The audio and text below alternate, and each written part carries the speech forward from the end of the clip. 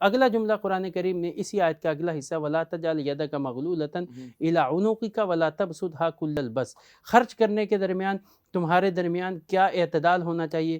کہا بالکل ہاتھ جو ہے وہ گردن کے پیچھے باندھ کر نہ بیٹھ جو کہ پیسہ خرچ کرنے کا موقع ہے تو خرچ ہی نہیں کر رہے، اور اتنا بھی کھلا نہ ہو جاؤ کہ اپنی مالداری کا اظہار کرتے ہوئے بالکل فضولیات اور لایانیات میں خرچ کرتے ہوئے صحیح اعتدال سے خرچ کرو۔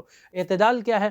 اللہ کے نبی صلی اللہ علیہ صلی وسلم اللہ علیہ فرمایا وسلم۔ کہ الید العلیٰ خیر من الید السفلیٰ، اوپر والا ہاتھ یعنی دینے والا ہاتھ لینے والے ہاتھ سے بہتر ہے۔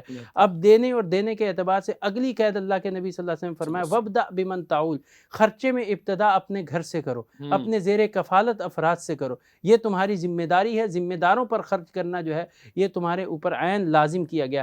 ہمارے ہاں یہ بھی ایک تصور بڑا غلط ہے کہ ہم یہ سمجھتے ہیں صدقہ خیرات عطیہ صرف وہی لگتا ہے جو ہمارے زیر کفالت نہ ہو، ہماری جو ہے ذمہ داری کے اندر نہ ہو۔ عمومی طور پر ہوتا ہے کہ جو ذمہ داری کے اندر زیر کفالت ہوتے ہیں وہ بیچارے پریشان کن حالات سے بھی گزر رہے ہوتے ہیں، اور ہم نیکی کمانے کے شوق کے اندر دوسروں کے اوپر پیسہ لٹا رہے ہوتے ہیں۔ شریعت نے پہلی ترجیح تمہاری یہ ہے کہ تم گھر والوں اور زیر کفالت کے اوپر خرچ کرو۔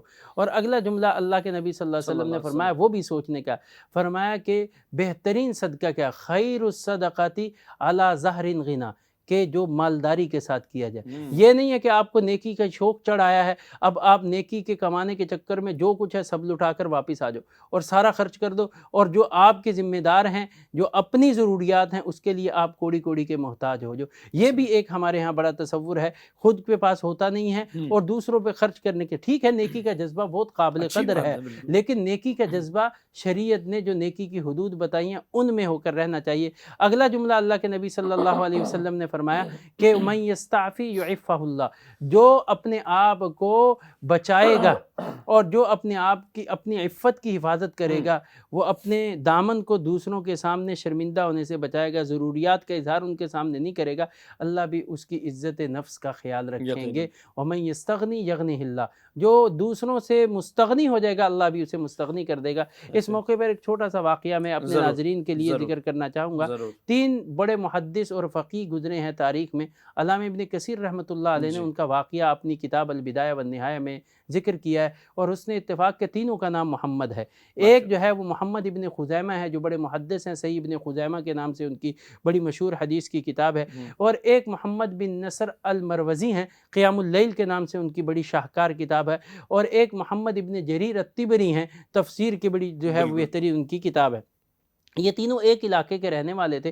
علامہ ابن کثیر رحمۃ اللہ نے لکھا کہ یہ تینوں محمد ایک دفعہ علم کے حصول کے سفر کے لیے نکلے، عراق کا ارادہ کر کے۔ یہ ماوراء النہر، یہ تاجکستان ازبکستان کے علاقے کے رہنے والے تھے۔ عراق پہنچے، جو زاد راہ تھا وہ ساتھ تھا، وہاں پر پہنچے تو سارا جو ہے وہ زاد راہ ختم ہو گیا، ایک مسجد میں پڑاؤ ڈالا اور ارادہ یہ کیا کہ بھائی ہم جو ہے یہاں سے پہلے کمائیں گے پھر تعلیم پر خرچ کریں گے۔ لہٰذا جب کمانے کے لیے نکلے تو مزدوری نہیں ملی، اجنبی تھے، وہیں رہ گئے۔ 3 دن انہوں نے فاقہ کاٹا، تیسرے دن فیصلہ کیا کہ بھائی اب تو صورتحال یہ ہے کہ فاقوں کے ساتھ موت سامنے نظر آ رہی ہے، لہذا اب مانگے بغیر کوئی چارہ نہیں ہے، لہذا مانگنے کے لیے تیار کون ہوگا؟ کوئی بھی نہیں۔ کہا قرعہ اندازی کرو، جس کے نام پر قرعہ نکلے گا وہ مانگنے کے لیے، کھانے کے لیے لوگوں کے سامنے ہاتھ پھیلائے گا۔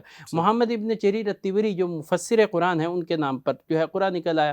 انہوں نے کہا بھائی ٹھیک ہے، میں چونکہ فیصلہ ہے اس کے اوپر عمل کروں گا، لیکن مجھے 2 رکعت نماز پڑھنے کی اجازت دے دو۔ نماز پڑھی اور نماز پڑھ کے اللہ سے دعا کے لیے ہاتھ اٹھائے، اے اللہ آج تک کسی کے سامنے تیرے در کے علاوہ ہاتھ نہیں اٹھایا، آج یہ غیر کے سامنے کیسے اٹھیں گے؟ بس ابھی دعا ہی کر رہے تھے کہ لکھا ہے کہ ایک شخص بڑا ہی دسترخوان لے کر کھانے طرح طرح کے لے کر وہاں پہنچا اور تینوں کا آ کے نام لیا اور کہا کہ آپ کے لیے کھانا ہے۔ تینوں حیران ہوئے، ہمیں اس دیار غیر میں کوئی جانتا نہیں، کھانا کہاں سے آ گیا؟ اس نے کہا بس آپ کھانا لے لیجئے۔ اس نے کہا ایسے نہیں لیں گے، پہلے بتاؤ کہ واقعہ کیا ہے، تمہیں ہمارے نام کیسے معلوم، ہماری اس کیفیت کا کیسے پتہ چلا؟ اس نے کہا کہ میں حاکم وقت جو گورنر ہے عراق کا، اس علاقے کا، بغداد کا، اس کی طرف سے آیا ہوں۔